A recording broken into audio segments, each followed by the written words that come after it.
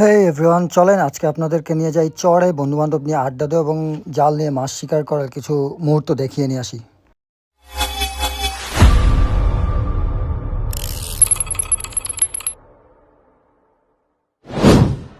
একটা সময় বন্ধুবান্ধব সবাই একত্রে থাকলেও সময়টা এমনভাবে দাঁড়িয়ে যায় যখন এক একজন এক এক দিকে চলে যায়, কেউ কারো কাছে থাকে না, সবাই ব্যস্ত হয়ে পড়ে বিভিন্ন কাজে।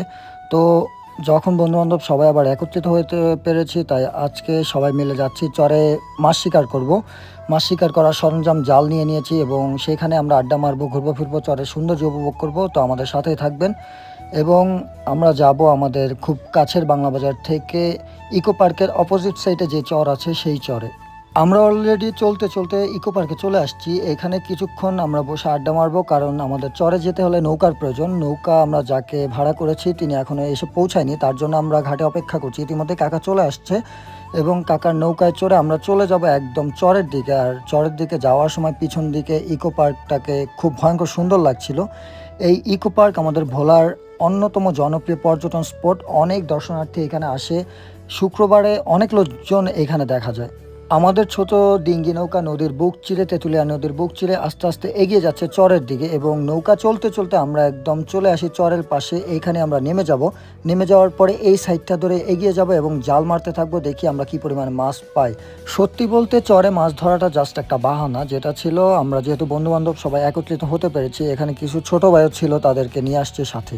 চরে আসার পরে প্রথমেই বন্ধু নাসিম খন্দকার নিজের জাল গুছিয়ে নিচ্ছে। দেখা যাক সে কি পরিমাণ মাছ শিকার করতে পারে, কতটা ভালো শিকারী সে তার জালটাকে গুছিয়ে নিয়ে প্রথমবারের মতো জাল ফেলছে নদীতে। কিন্তু প্রথমবার জাল ফেলার পর আমরা কোনো মাছ পাইনি, কিন্তু জাল ফেলার পরে নাসিমের উত্তেজনা ছিল চরম শিখরে। সে একদম লাফালাফি করে উঠেছিল এবং এরপরে আরিফ খান জয় তার জাল নিয়ে আবারও জাল মারছে। আরিফ খান জয়ও কোনো মাছ পায়নি, নাসিম খন্দকারও কোনো মাছ পায়নি।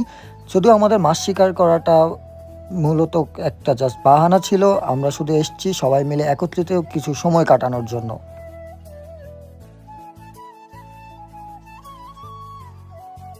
বড় কোনো মাছ না পেলেও আমরা ছোট ছোট কিছু মাছ পাই, আর এগুলো নিয়ে আমরা মজা করতে থাকি। যেহেতু আমরা মাছ ধরার জন্য মূলত আসিনি, সবাই ভালো সময় কাটানোর জন্য এসেছি। আর তিনজন একসাথেই জাল ফেলছে, বন্ধু ইসাক, আরিফ খান জয় এবং নাসিম খন্দকার।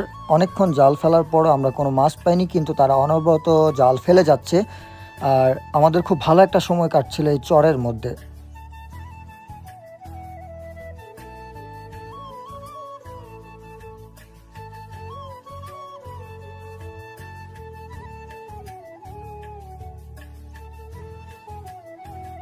একদিকে বন্ধুরা জাল ফেলে যাচ্ছে, মাছ শিকার করার চেষ্টা করছে, অন্যদিকে আমি চরের চারদিকটা উপভোগ করছি, সৌন্দর্যটা উপভোগ করছি এবং প্রকৃতির মাঝে নিজেকে বিলিয়ে দিচ্ছি একেবারে। আমার সকল ভিডিওগুলো এইরকম প্রকৃতি নিয়েই থাকবে ইনশাল্লাহ। আমি ট্রেন্ডিং কোনো ভিডিও বানাই না, ফানি কোনো কন্টেন্ট আমার বানানো হবে না। আমি প্রকৃতির মাঝে নিজেকে বিলিয়ে দিতে চাই। আর আমার ভিডিওগুলো ভালো লাগলে আমার চ্যানেলটা সাবস্ক্রাইব করে রাখবেন। অনেকক্ষণ জাল মারার পরে ক্লান্ত হয়ে শুয়ে পড়েছে বন্ধু নাসিম খন্দকার, একটু জিরিয়ে নিচ্ছে, তারপর আবারও শুরু করবে। এর মধ্যে আবার অন্য একজন লোক দেখলাম যে নৌকা নিয়ে আসছে এবং জাল ফেলে যাচ্ছে। সবাই চরে জাল মারছে, আমি জাল মারতে পারি না, তাই জাল থেকে আমি দূরে। মোটামুটি ভালোই মাছ পাওয়া যাচ্ছে এখন পর্যন্ত, সামনে দেখা যাক আর কতটুকু পাওয়া যায়।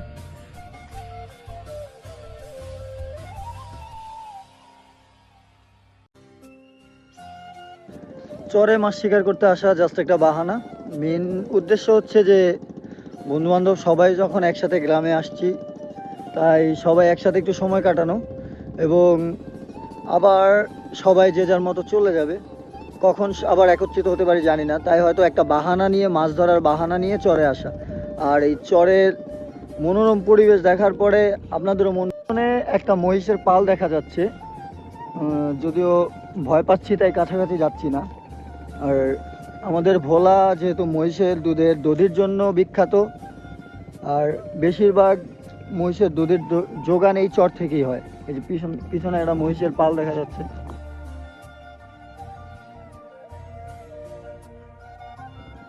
কি পরিমাণ মাছ পাইছো? বড় বড়।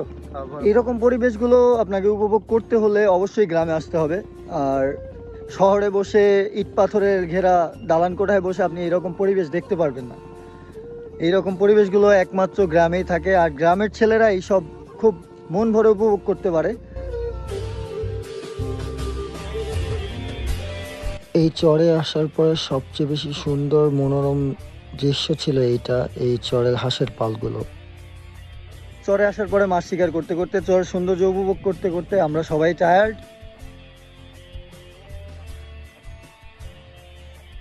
যদিও আশা ছিল অনেকগুলো মাছ শিকার করতে পারবো, বড় কিছু মাছ শিকার করব, কিন্তু আশানুরূপ কোনো মাছ পাইনি আমরা। আর অন্যদিকে আমরা যে নৌকায় ফিরে যাব সেই কাকাও চলে এসছে, এবং ইসাক এবং আরিফ নিজেরা একটু দুষ্টুমি করছিল, একজন একজনকে পানি ছেটাচ্ছিল।